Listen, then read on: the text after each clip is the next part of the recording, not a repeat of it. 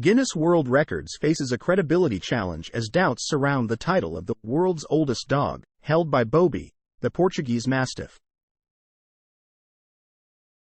Concerns emerged after his reported age of 31 came into question, prompting a formal review by GWR.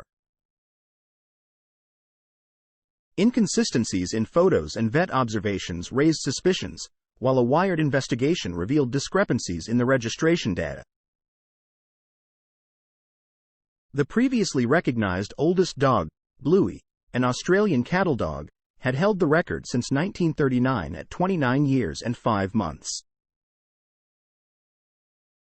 Meanwhile, Spike, a diminutive Chihuahua, briefly claimed the title of the world's oldest living dog at 23 years and 7 days in December 2022, introducing further complexity to the unfolding canine age saga.